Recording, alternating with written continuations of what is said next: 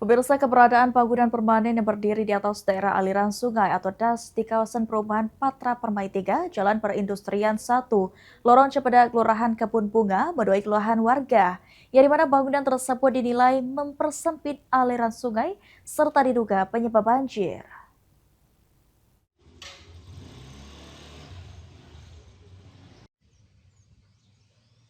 Keberadaan bangunan permanen yang berdiri tepat di atas daerah aliran sungai di kawasan perumahan Patra Permai 3, Jalan Perindustrian 1, Lorong Cipeda, Kelurahan Kebun Bunga terus menjadi sorotan warga. Lurah Kebun Bunga Sheila Anggraini mengatakan setelah menerima laporan dari warga terkait adanya DAS, kelurahan langsung melakukan pengecekan di lokasi.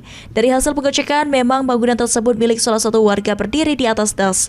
Dan berdasarkan pewali, bangunan permanen tidak diperbolehkan untuk berdiri di atas DAS.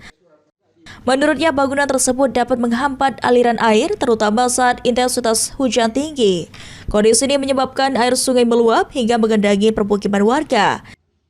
Selain mempersempit aliran sungai, keberadaan bangunan permanen itu juga dinilai mempercepat terjadinya pendangkalan DAS akibat menumpuknya sampah dan sedimentasi di sekitar bangunan.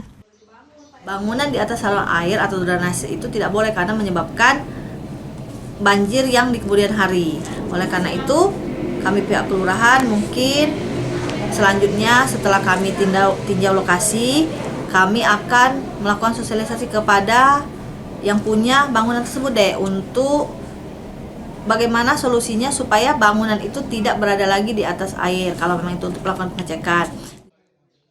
Ditambahkan Sheila, setelah melakukan pengecekan, kelurahan akan melakukan mediasi terlebih dahulu bersama warga serta pemilik bangunan untuk mencari solusi agar saluran air dapat berfungsi seperti biasa.